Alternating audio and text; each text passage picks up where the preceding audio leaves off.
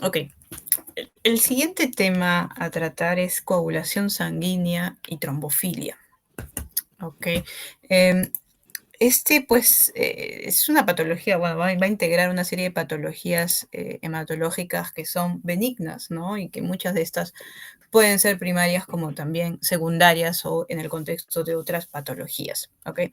Y cuando hablamos de coagulación, cuando hablamos de trombofilia, hablamos de hemostasia, ¿no? Que es un concepto que es muy antiguo, ¿no? Se remonta a las culturas antiguas, la cultura griega, la cultura egipcia, ¿no? Y así posteriormente con la cultura hebrea, porque todas estas estuvieron con la preocupación constante de la detención de un sangrado, ¿no? Y esto lo lograron inicialmente con las pinzas artesanales, ¿no? Que eran con un palo de madera.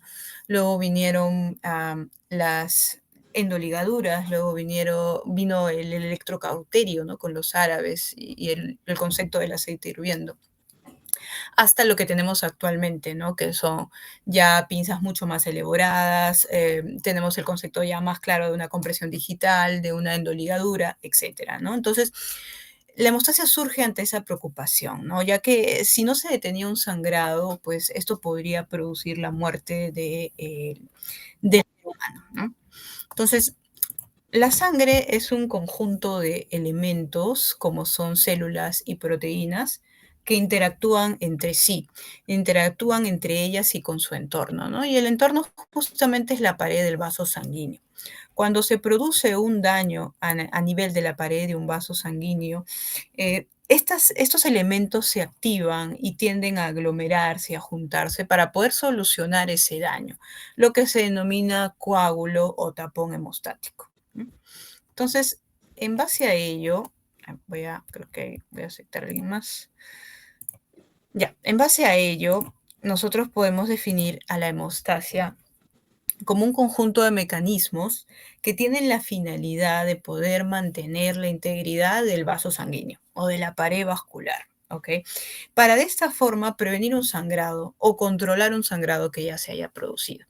Y esto se logra a partir de la formación de un coágulo o el cual está constituido por un material insoluble, un material rígido que es la fibrina. ¿Sí? La hemostasia se realiza en dos fases. Tenemos la fase primaria y la fase secundaria, ¿no? La fase primaria, o también llamada fase celular, que está protagonizada por el vaso sanguíneo y las plaquetas. Y la fase secundaria o plasmática, que está protagonizada por los factores de coagulación. Entonces, estas dos fases lo que buscan es formar coágulo, formar tapón, detener sangrado, ¿sí? Pero, como ustedes saben, en el organismo todo debe estar en equilibrio, ¿no? Entonces, frente a esos factores que favorecen al desarrollo del tapón, existen mecanismos inhibitorios que lo que hacen es evitar que esto se salga de control y se produzca de forma exagerada coágulo, de forma exagerada tapón, porque eso condicionaría pues una trombosis. Vamos a ver. Ya. Ok, entonces vamos a continuar. Entonces, vamos a hablar un poquito acerca de estas dos fases, primaria y secundaria, para que más o menos se entiendan por qué son tan importantes las plaquetas, los factores de coagulación y el vaso sanguíneo, ¿no? Entonces, empezamos la hemostasia con la fase primaria, que es la fase inicial, la de respuesta más rápida frente al daño de la pared vaso sanguíneo. También se le llama fase celular, ¿no? Entonces, normalmente nosotros tenemos pues la pared vaso sanguíneo que es íntegra y sus elementos en la sangre, como son, acá están las plaquetas, acá están los glóbulos rojos, acá están los glóbulos blancos, ¿no? Los neutrófilos, ¿no? Entonces están ahí viajando por el plasma.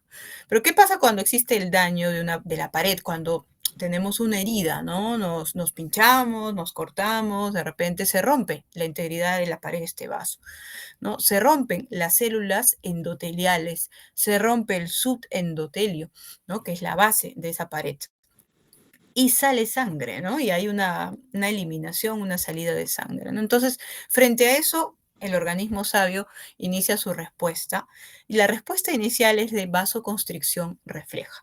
Esta pared del vaso, así como tiene endotelio, su endotelio, también tiene una capa muscular lisa, que lo que hace frente al daño de la pared es contraerse, ¿no? Se encoge para evitar que salga más sangre, para reducir el flujo sanguíneo a ese nivel, ¿no? Es decir, la primera respuesta se produce por la pared del vaso sanguíneo.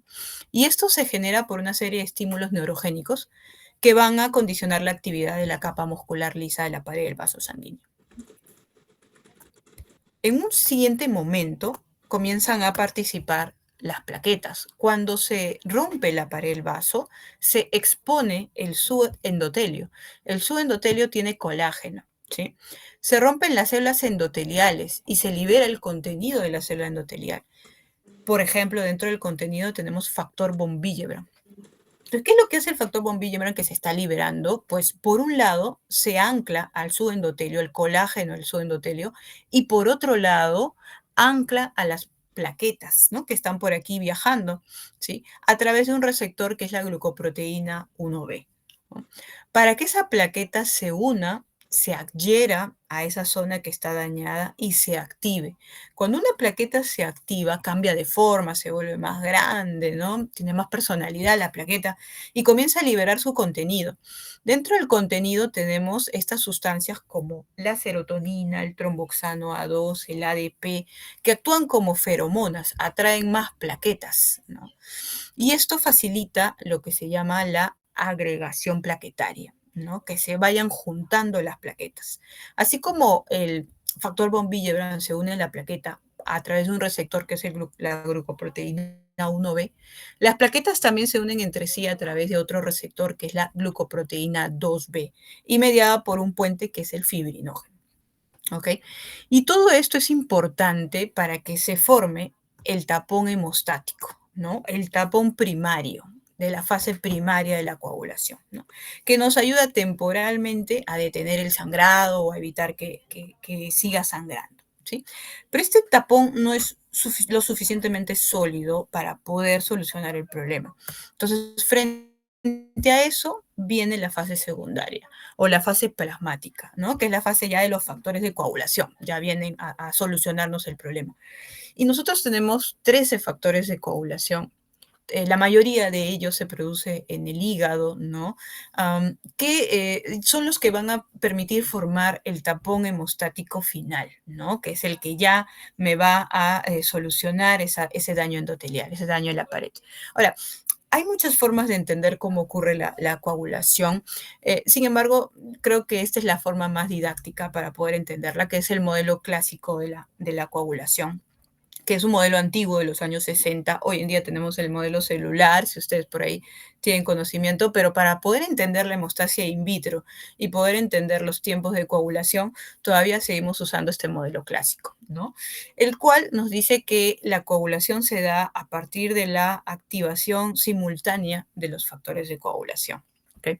Esta cascada nos habla de dos vías de coagulación, como son la vía extrínseca, ¿sí? Y la vía intrínseca, ¿no?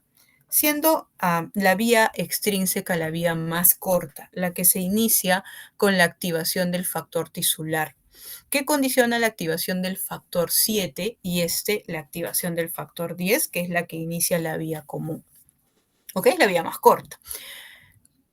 Esta vía, si nosotros lo extrapolamos a un tiempo de coagulación en el laboratorio, se evalúa con el llamado tiempo de protombina, ¿no? Entonces es un examen de sangre que evalúa eh, una vía de la coagulación, el que evalúa factores de coagulación, ¿no? ¿Qué factores? Los factores de la vía extrínseca. Por ejemplo, el 7, el 10, ¿no? Por ejemplo, el factor 5 o el factor 1, que es la fibrina. Entonces, esto lo evalúa el tiempo de la protombina, ¿ok?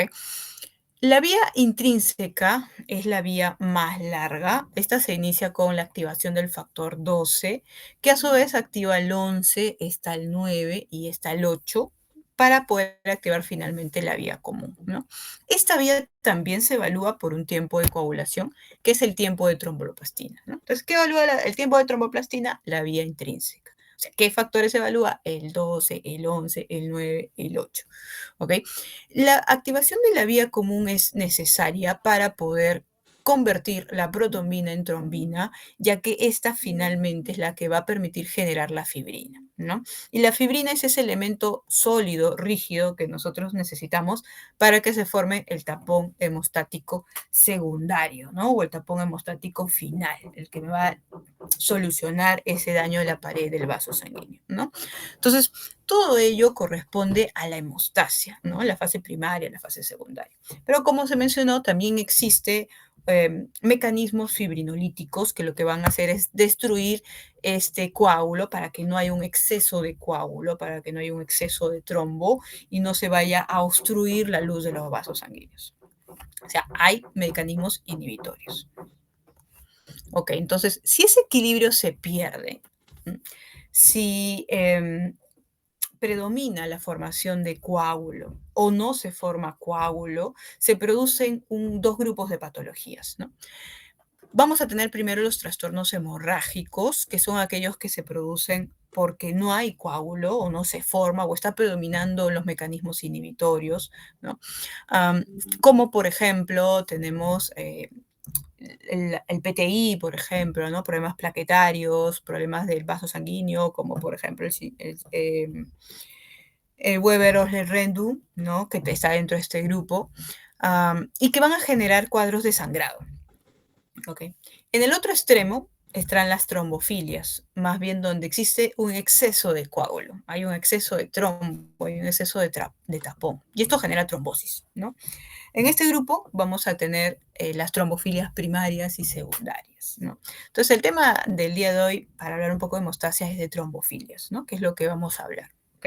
Entonces, la trombofilia es esa tendencia a desarrollar trombos, a desarrollar trombosis sobre la base de alteraciones tanto congénitas o adquiridas de la coagulación. ¿Ok? Y esos trombos, esos tapones, se pueden producir a nivel de arterias o a nivel de venas, ¿no? Si afecta a la arteria, hablamos de una trombosis arterial. Si afecta a la vena, hablamos de una trombosis venosa, ¿no? Las arterias, como ustedes saben, son las que llevan la sangre del corazón hacia los órganos, ¿no? Por ejemplo, aquí tenemos en este paciente una trombosis digital, ¿no? Porque hay necrosis o hay isquemia o hay muerte tisular a nivel de los dedos, ¿no? A nivel digital, ¿no? Y esto pasa porque no se está llevando, no está llegando la sangre que debería a esos órganos, ¿no? Entonces eso es lo que produce muerte de tejido, ¿no? En el caso de la trombosis arterial. En el caso de las venas más bien, en vez de llevar la sangre, lo que hacen es retornar la sangre, ¿no? De ese tejido hacia el corazón. Entonces, por ejemplo, en el caso de las venas de los miembros inferiores, si no hay un retorno, tiende a acumularse en esa zona donde está afectada y produce pues aumento de volumen, dolor, limitación funcional, como vemos en esta imagen, ¿no? La pierna derecha es el doble de la pierna izquierda, ¿no? Y esto es porque se ha producido una trombosis venosa. ¿Ok? Que es mucho más frecuente que las arteriales y que sí suelen producirse o suelen afectar los miembros inferiores. Ahora, para que se desarrolle una trombosis, pues existe una serie de factores que lo van a favorecer, ¿sí? Y esto pues lo conocemos desde hace más de 100 años con el doctor Bierschot, ¿no? Que propuso la triada, la famosa triada de Bierschot, donde nos habla de 3 componentes que son indispensables para la formación de un trombo o de un coágulo, para que se genere trombosis, ¿no? Uno es la pared vascular, porque ya hemos visto, ¿no? Cuando se daña la pared vascular se forma tapón, se forma coágulo. ¿Ok? ¿Y qué puede dañar la pared del vaso sanguíneo? Por ejemplo, uno, el uso de catéteres, ¿no? El uso de accesos venosos periféricos, los pacientes que están en quimio, los pacientes hospitalizados, los pacientes que reciben trasplante, etcétera, ¿no? Las cirugías, ¿no? Los pacientes también que son operados. Los episodios previos de trombosis, porque ya había un daño previo de la pared del vaso, ¿no? Y así, una serie de factores, ¿sí? El otro componente es el estado de hipercoagulabilidad. Hay ciertas circunstancias que van a incrementar los factores de coagulación. Por ejemplo, el embarazo, ¿no? En condiciones fisiológicas, ¿sí? En condiciones patológicas, el cáncer, el uso de terapia hormonal, ¿sí? O problemas congénitos hereditarios que vamos a ver más adelante, ¿no? Y el otro componente es la éstasis sanguínea, ¿no? Que produce un enlentecimiento de la sangre, ¿no? Si está un poco enlentecida, aumenta la viscosidad y esto favorece el daño de la pared vascular. Uno, las cirugías, ¿no? Los pacientes que están postrados o inmovilizados o encamados, ¿no? Mucho tiempo, las trombosis previas, el embarazo, etcétera, ¿no? Entonces, nos dice Virchow que si Si altera uno de estos factores, es suficiente para que se pueda desarrollar una trombosis. Habitualmente, cuando se altera uno, jala al otro y finalmente los tres están involucrados en el desarrollo de un evento trombótico. Entonces, las trombofilias pueden ser de dos tipos, pueden ser según el origen hereditarias y adquiridas, ¿no? Las hereditarias son las menos frecuentes, ¿ok? Pueden producirse por deficiencias o por mutaciones. Y las adquiridas, que son las más frecuentes, acá vamos a hablar de un grupo grande de patologías, por ahí voy a mencionar por ahí las más características. Entonces, dentro de las trombofilias hereditarias vamos a tener las deficiencias, ¿no? ¿Deficiencias de qué? De los anticoagulantes naturales, que son los inhibitorios de la coagulación, ¿ok? Aquí tenemos a la proteína C, la proteína S, la antitrombina 3. Esto dentro de las trombofilias hereditarias no son las más frecuentes, 0,5% de la población, pero empecé con estas porque son las más peligrosas, son las más trombogénicas, ¿ok? Son las de mayor severidad. ¿Ok? La proteína C y S actúan muy de la mano y lo que hacen es inhibir factores de coagulación como el factor 5 y el factor 8, o sea, actúan a varios niveles.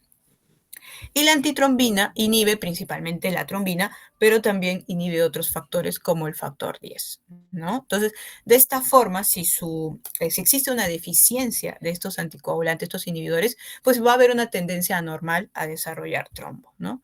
Un ejemplo claro es esta patología. Este es un pequeñito que tiene una púrpura neonatal fulminante que se produce por una deficiencia de la proteína C o la proteína S, ¿no? Y como vemos, produce necrosis extensa, ¿no? Extensa cutánea, ¿no? En este caso, miren el miembro superior, la carita, ¿no? El cuero cabelludo. Y esto es potencialmente fatal, ¿no? Para el paciente. Entonces, por eso decimos que estas deficiencias pueden llegar a ser severas y son las de mayor riesgo trombogénico. Luego tenemos las mutaciones. Estas sí son más frecuentes que las anteriores, 3 a 9% de la población, ¿ok? Pero son menos trombogénicas. Aquí a la cabeza tenemos la mutación del factor 5 de Leydin, ¿ok? Que es lo que va a generar es una resistencia a la acción de la proteína C. ¿Ok? Entonces acá no es que me falta proteína C, sino es que la proteína C no está actuando adecuadamente o no está ejerciendo su función porque este factor 5 es resistente, ¿no? Lo que genera la mutación del factor 5 de Leydig, ¿no? O la mutación del gen de protrombina, que genera un incremento exagerado de la activación de la trombina y por lo tanto mucha fibrina y mucho coágulo. ¿Okay? Ahora, como bien se mencionó, si nosotros hablamos de frecuencia de trombosis, siempre van a estar más frecuentes las mutaciones, ¿no? Y dentro de estas dos, la del factor 5 de Leydig es la que es más frecuente. Pero si hablamos de riesgo de trombosis, de tromboembolia, aquí encabezando están las deficiencias de las proteínas anticoagulantes naturales, ¿no? Llámese proteína C, proteína S y antitrombina 3.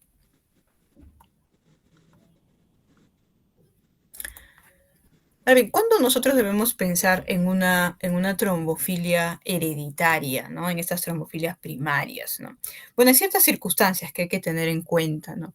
Uno es una trombosis que se genere en una persona joven, llámese joven a menor de 50 años, ¿ok? Am, que sea espontánea de preferencia, o sea, no asociada a una condición de fondo, ¿no? Por ejemplo, un cáncer, por ejemplo, una cirugía, ¿no? Que puede favorecer al desarrollo de una trombosis. Que produzca pérdidas durante el embarazo, ¿no? Que produzca abortos, sobre todo si estos son recurrentes, ¿no? Parte del estudio, por ejemplo, las mujeres abortadoras recurrentes, a veces que nos llegan por la consulta, es descartar justamente una trombofilia hereditaria, ¿no? Porque ahí está, ese es el grupo de riesgo. Que tenga un evento trombótico en un lugar inusual o poco frecuente, ¿no? Por ejemplo, una trombosis venosa cerebral, ¿no? Que no es lo usual. O que tenga una trombosis arterial sin otros factores de riesgo, ¿no? Por ejemplo, un evento isquémico cerebral en un paciente joven que no sea ni hipertenso ni diabético, ni tenga alguna enfermedad cardiovascular que pueda aumentar ese riesgo, ¿no? Y lo otro es la historia familiar. Obviamente la historia familiar es importante, sobre todo familiares de primera línea, ¿no? De primer grado. Ok, entonces veamos esa pregunta, ¿no? Que es bastante sencilla. Entonces dice, el factor 5 de Leydig está relacionado con, recordando un poco la teoría, ¿no? Una diátesis hemorrágica congénita, una diátesis hemorrágica adquirida, el déficit de antitrombina 3, un estado de trombofilia primaria o un estado protrombótico adquirido. ¿Cuál creen que sea la respuesta?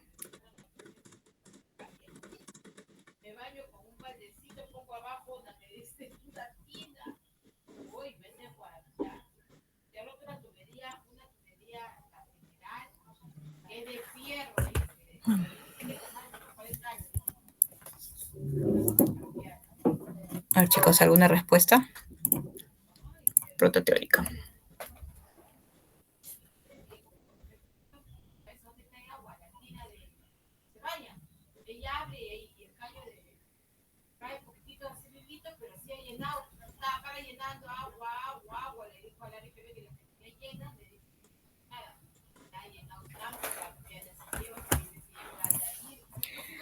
Ok, a ver.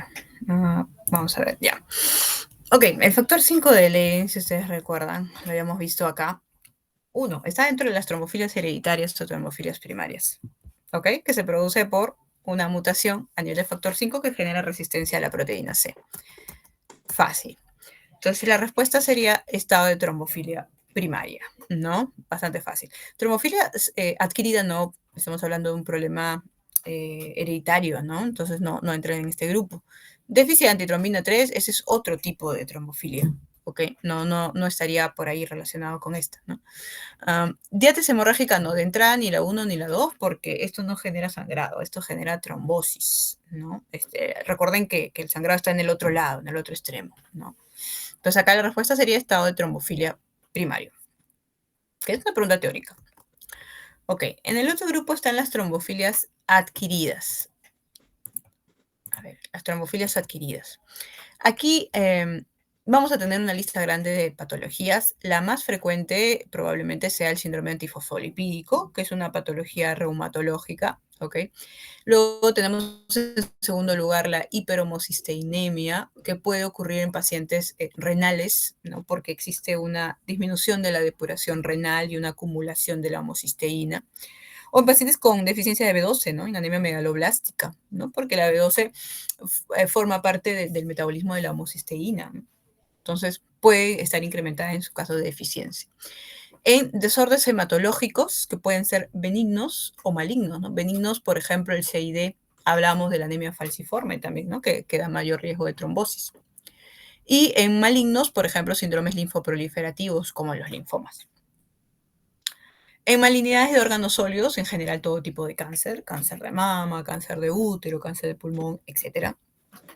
Medicamentos, y aquí les coloqué dos medicamentos que utilizamos mucho en la especialidad. Por ejemplo, la asparaginasa es un medicamento que utilizamos en el tratamiento de la leucemia linfoblástica aguda, ¿no? Y la talidomida en el tratamiento del mieloma múltiple, ¿no? Que son dos patologías neoplásicas hematológicas, ¿no? Que están asociados a un mayor riesgo de hacer trombosis. Luego también tenemos la terapia hormonal, estrógenos y progestágenos, ¿no? Con el uso de anticonceptivos o durante el embarazo, ¿no? Asimismo, las cirugías, ¿no? Todo esto son una lista de condiciones que pueden favorecer el desarrollo de una trombosis de tipo adquirida. Entonces, la lista lo encabeza el síndrome antifosfolipídico. Esta es una patología reumatológica que puede venir sola o acompañada. Y si viene acompañada, usualmente viene con el lupus, ¿no? Eritematoso. Esta es una enfermedad autoinmune. Se producen anticuerpos que van a actuar contra los fosfolípidos de las membranas celulares, por lo tanto van a dañar la pared del vaso sanguíneo, ¿no? Uno de los componentes de la triada de Virchow. Y esto es lo que va a condicionar trombosis, ¿no? Y que puede condicionar también complicaciones durante el embarazo como pérdidas fetales. Okay. Para el diagnóstico del síndrome antifosfolipídico se utilizan criterios laboratoriales y criterios clínicos, al menos uno de cada uno para hacer diagnóstico y una confirmación a las 12 semanas, ¿no? Según el consenso de SIGNE. Dentro de los criterios laboratoriales tenemos el hallazgo de los anticoagulantes o anticuerpos, como son el anticoagulante lúpico, la anticardiolipina y la antibeta-2-glicoproteína, ¿no? Esto se hace en un examen simple de sangre, ¿no? Y se le relaciona con un dato clínico, como es una trombosis venosa, una trombosis arterial o una complicación gestacional, ¿no? Igual cuando nos llegan las pacientitas abordadoras recurrentes dentro del estudio, así como habíamos mencionado las trombofilias hereditarias, debe ir un perfil de anticuerpos para síndrome antifosfolipídico, ¿no? Porque como vemos es una causa de complicaciones durante el embarazo. Otra condición que se considera una trombofilia adquirida es el cáncer, ¿no? Los pacientes con cáncer tienen un riesgo de 4 a 7 veces más de desarrollar trombosis. Y esas trombosis suelen ser recurrentes, ¿no? Y eso se produce por una serie de factores que están involucrados, que no solamente dependen del cáncer, sino también dependen del paciente y del tratamiento que recibe el paciente, ¿no? En relación al cáncer, hay tipos de cáncer que son más trombogénicos que otros, ¿no? Por ejemplo, encabezando la lista, el cáncer gástrico, ¿no? El cáncer gastrointestinal. Según la localización, porque pueden producir compresión, pueden producir éstasis sanguínea, ¿no? Y según el estadio, obviamente es más trombogénico un cáncer activo en fase avanzada que un cáncer incipiente, ¿no? En relación al paciente, importante la edad del paciente con sus comorbilidades, la obesidad, ¿no? Si es un paciente que está postrado o inmovilizado y si ha tenido historia de trombosis, ¿no? Eso va a aumentar el riesgo de hacer trombosis. Y en relación al tratamiento, pues bueno, las cirugías dañan la pared del vaso sanguíneo, ¿no?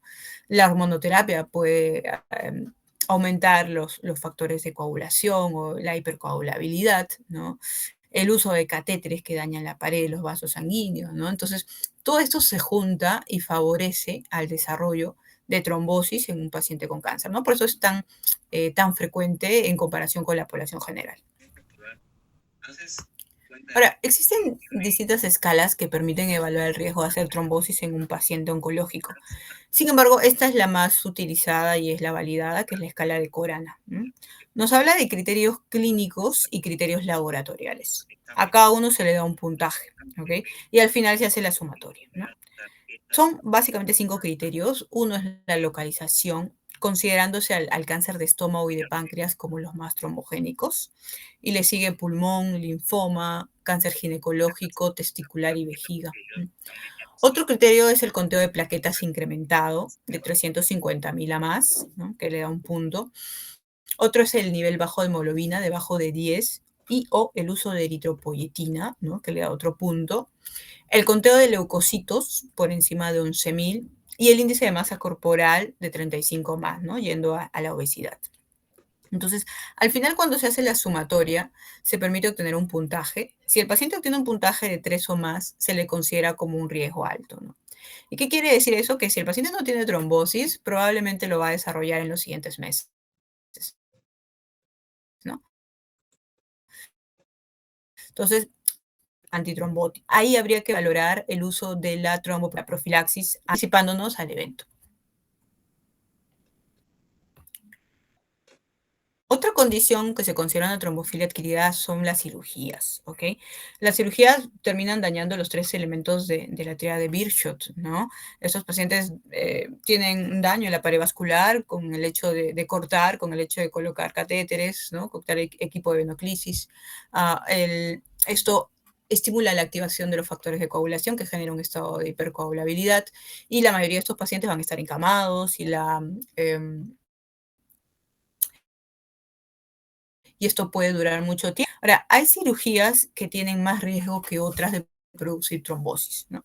A la cabeza tenemos las cirugías de ortopedia, ¿no? Traumatología, como son las cirugías de cadera, la cirugía de rodilla, ¿no? Y también algunas cirugías de médula espinal, ¿no? Que están muy relacionadas con el tema de la postración o el encamamiento, ¿no? Que muchas veces es prolongado, ¿no?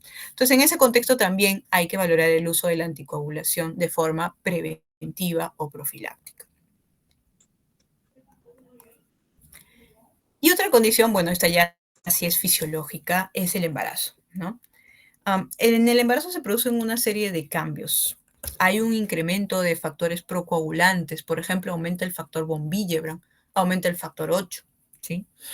Hay una disminución de los anticoagulantes naturales. La proteína C, la proteína S y la antitrombina disminuyen, ¿no? Y también hay cambios a nivel del sistema fibrinolítico, ¿no? Entonces, todo eso hace que la balanza se incline y favorezca el desarrollo de trombosis, ¿no? De coágulos. Se dice que el riesgo trombótico aumenta a medida que avanza el embarazo, ¿no? El primer trimestre puede llegar a ser 4 a 6 veces más que el resto de la población, pero si llegamos al puerperio puede llegar a ser 9 a 11 veces más.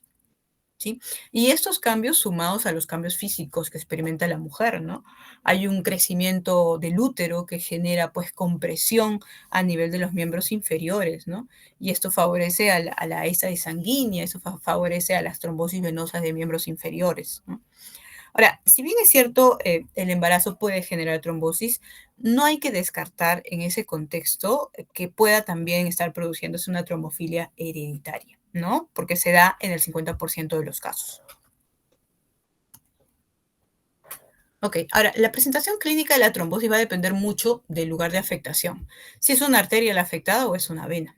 En el caso de la arteria, como nosotros sabemos que es la que lleva la sangre hacia los órganos distales, lo que se va a producir es isquemia, es muerte tisular, es cambios en la coloración de la zona afectada y pérdida o ausencia de los pulsos arteriales. En el caso de la trombosis venosa, como es la que retorna la sangre, ¿sí? Va a producir retención, va a producir aumento de volumen, dolor, limitación funcional, ¿no? Las trombosis venosas pueden ser superficiales o pueden ser profundas. Superficiales se dice porque afecta a las venas que están más cercas a la piel, ¿no? Y profundas, como su nombre lo dice, son más profundas. Por ejemplo, acá tenemos la vena poplitea, acá tenemos la vena femoral, ¿no? En el caso de los miembros inferiores, ¿ok? Las trombosis venosas superficiales a veces son asintomáticas o pueden pasar desapercibido, tanto así que muchas veces no requiere tratamiento. En cambio, las trombosis profundas siempre son sintomáticas y sí o sí se debe tratar. Sí o sí requiere tratamiento. Ahora, cuando este trombo migra hacia otra estructura, hacia otra zona, se denomina embolia, ¿no? Que es otro concepto por ahí que está relacionado. Ahora, otro dato importante en la clínica de estos pacientes es el signo de Homans, ¿no? Que consiste en la presencia de dolor en la zona de la pantorrilla al realizar la dorsiflexión del pie, ¿no? Más o menos en un ángulo de 30 grados, ¿no? Entonces, este signo positivo nos orientaría a una trombosis venosa profunda. La forma como nosotros diagnosticamos una trombosis es haciendo uso de un estudio de imágenes que no sea invasivo, como es la ecografía Doppler, ¿no? Que es un estudio operador dependiente, ¿ok? Si es que tenemos alguna duda o no llegamos al diagnóstico con la ecografía Doppler, ya utilizamos exámenes invasivos como la angiotomografía. Ujú. El dímero D es un examen de laboratorio de sangre que nos puede orientar, pero no es diagnóstico definitivo, ¿no? Esto lo hacemos con los estudios de imágenes. Ok, y con esto me parece que terminamos con esta última pregunta. No, creo que faltan unos cuantos slides. Ya, entonces acá hay una pregunta más. Tenemos una paciente mujer de 69 años que durante 2 semanas estuvo en cama, ¿ok? Por una neumonía viral, que se complicó con una neumonía bacteriana, se sobreinfectó. Al examen, esta paciente presenta edema y dolor a la palpación en la pierna derecha, que se incrementa con el movimiento. ¿Qué término describe mejor este trastorno? Tenemos trombosis de vena profunda, venas varicosas, linfedema o coagulación intravascular diseminada. Sí. Igual, entonces, ¿cuál sería la respuesta? ¿Cuál creen que sea la respuesta?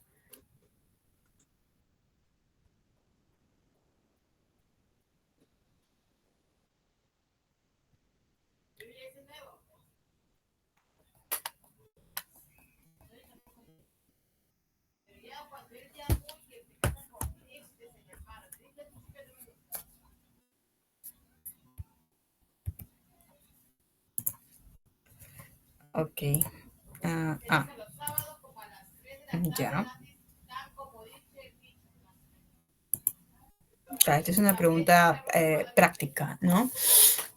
Sí, la respuesta es la A, trombosis venosa profunda.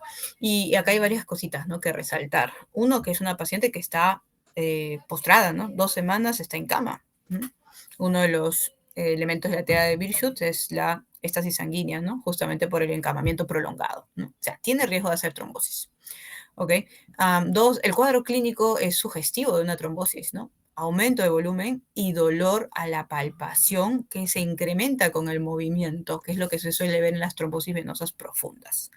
¿Ok? Entonces, ese sería pues la sospecha, ¿no? Las venas varicosas habitualmente no generan síntomas, ¿no? No generan molestias, no deberían, en este caso, ser la causa del dolor o del aumento de volumen. El linfedema es básicamente aumento de volumen, ¿no? No tendría tampoco por qué producir dolor. Y bueno, la coagulación intravascular diseminada es una patología que para su diagnóstico requiere otros datos, ¿no? Más datos laboratoriales y un cuadro mucho más severo, ya que no estaría acá como la opción adecuada. Ok, entonces una pregunta también práctica, ¿no? Ok, entonces aquí hay que tener en cuenta también cuándo debemos estudiar una trombosis. Cuando ustedes tengan un evento agudo de una trombosis, o sea, tengan su paciente, ya viene su paciente con su trombosis venosa profunda, ok, lo que tienen que hacer es, aparte de diagnosticarla, obviamente, tratarla, ¿no? Empezar el tratamiento. Pero la pregunta sería, en ese momento, ¿debo estudiar, o sea, debo buscarle la causa? Sí, parcialmente, ¿no? Hay algunos exámenes que se pueden hacer como otros exámenes que se recomiendan no hacer. Dentro de los exámenes que se recomiendan no hacer, porque puede haber muchos falsos positivos, están los estudios de trombofilias hereditarias o trombofilias primarias, porque muchos de estos exámenes van a alterarse con el uso de los anticoagulantes, ¿no? Que justamente es el tratamiento de la trombosis. Entonces, en ese contexto, se recomienda que estos exámenes se realicen al menos 3 meses después de haber tenido el evento trombótico. ¿Ok? Porque vamos a usar anticoagulantes que pueden falsear los datos. ¿Sí? Los estudios de trombofilia primaria. ¿Ok? En el caso del embarazo, igual, ¿no? Hasta antes de los 90 días posparto, ¿no? O sea, hasta después de los 90 días posparto. ¿Ok? Eh, en caso de que tengamos una trombofilia hereditaria en algún paciente, pues lo ideal igual sería también estudiar a los padres, ¿no? A los familiares de primera línea.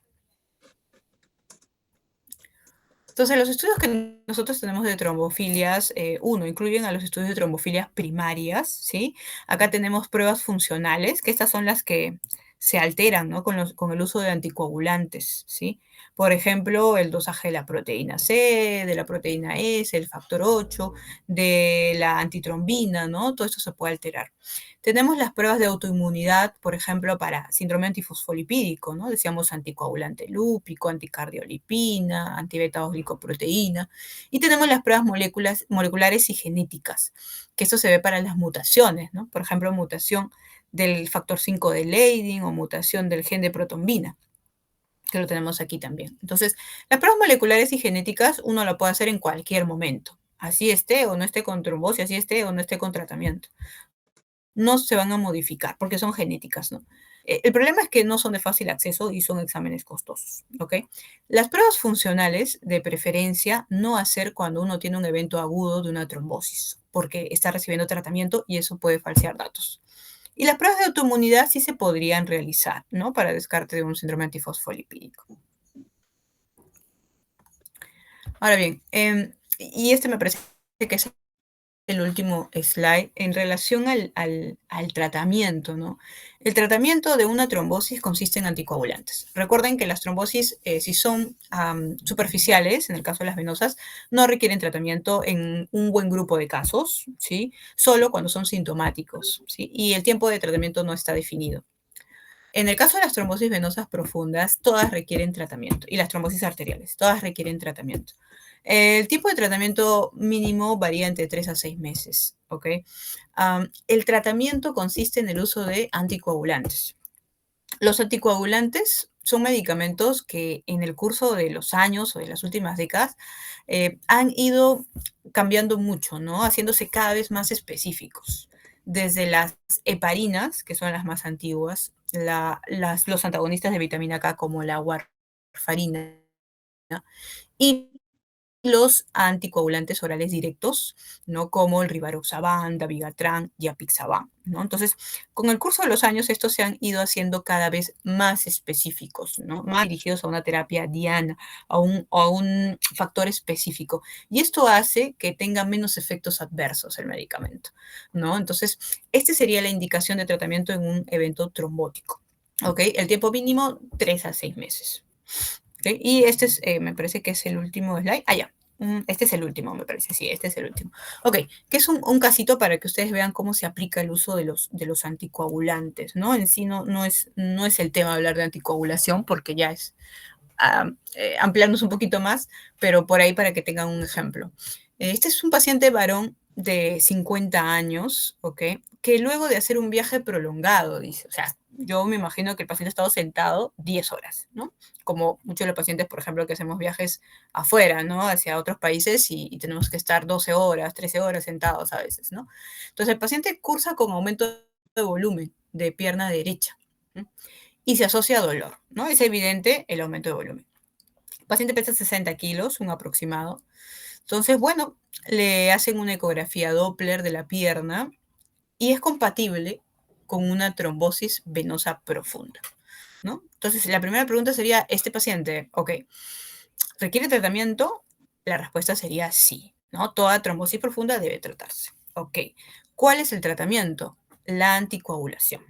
¿Sí? La anticoagulación se puede dar con medicamentos parenterales o medicamentos por vía oral. Si yo tengo un evento agudo, o sea, este paciente tiene toda la clínica, recién se ha producido el evento, tengo que tratar de dar un tratamiento que sea más rápido, en cuestiones de eficaz, en cuestiones de tiempo, ¿no? Y aquí hacemos uso de los parenterales, ¿sí? El anticoagulante parenteral más usado es la enoxaparina o la heparina fraccionada, que es una heparina fraccionada, ¿no? Este medicamento, su dosis se calcula en base a su peso, ¿no? Por eso aquí le coloqué el peso del paciente. Y si lo damos de forma terapéutica, se debería dar cada 12 horas. Más o menos la dosis de la enoxa, bueno, nos quedan algunos minutos, ya. Más o menos la dosis de la enoxa terapéutica es 1 miligramo por kilo y se da cada 12 horas, ¿ok? Que es la dosis que se le indicó al paciente. Si es 1 por kilo, corresponde 60 miligramos cada 12 horas, ¿ok? Yo le decía, el tiempo de tratamiento puede variar 3 a 6 meses, sí. 3 meses en el contexto de un paciente que tenga un factor de riesgo conocido. En este caso, el viaje prolongado, el hecho de que haya estado en 10 horas, ¿no? Eso favorece el riesgo de trombosis, ¿no? Entonces, en ese contexto, al menos 3 meses de anticoagulación. Ahora ustedes dirán, le voy a dar esos 3 meses la enoxaparina, lo voy a estar inyectando los 3 meses, ¿no? Eso es un poquito incómodo. Pues no es necesario. Lo que hacemos es un cambio posterior de anticoagulación parenteral a anticoagulación oral. Al menos la primera semana con anticoagulación parenteral, porque nos va a permitir bajar las molestias rápidamente. Y luego continuamos con la vía oral. ¿Y qué tenemos en la vía oral? Podemos utilizar la warfarina o podemos utilizar los NACOS, que son los nuevos anticoagulantes orales, ¿no? Hasta completar al menos los 3 meses para poder decir que hay un tratamiento completo, ¿no? Entonces, esta es la forma más o menos como nosotros utilizamos los anticoagulantes, ¿no? Entonces, para no explayarme y dar un minuto al menos si hay alguna pregunta. Ok, chicos, entonces con esa última slide he terminado la parte de trombofilias, de trastorno de hemostasia. ¿Tienen alguna pregunta, algo que no haya quedado claro? Cualquiera de los temas que hemos visto. Ya. A ver, Geraldine, ¿no? En pacientes quirúrgicos, dice su compañera, ¿siempre se da profilaxis de anticoagulación? No. En las cirugías de alto riesgo trombogénico se recomienda dar tromboprofilaxis, ¿no? O anticoagulación profiláctica, pero de bajo riesgo no y de riesgo intermedio dependiendo, ¿no? Entonces, como se presentó en el slide, ¿no? Entonces, se debe valorar el riesgo trombogénico. No todas las cirugías son igual de complejas, ¿no? Entonces, dependiendo del tipo de cirugía. En las de cadera y rodillas, sí, estamos obligados a dar tromboprofilaxis por un tiempo también. Es el tiempo que el paciente va a estar encamado o va a estar con poca actividad, ¿no? Al menos la recomendación, ¿no? O aquellos pacientes que planteemos un tiempo de encamamiento prolongado. No en todos los casos. ¿Alguna otra pregunta, chicos?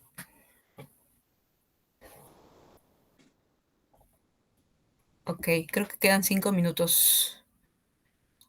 Aprovechen si tienen alguna pregunta sobre anemia ferropénica, megaloblástica, hemolítica o hemostasia, que me ha tocado casi todas las teorías de su primer examen. Cerrar esto.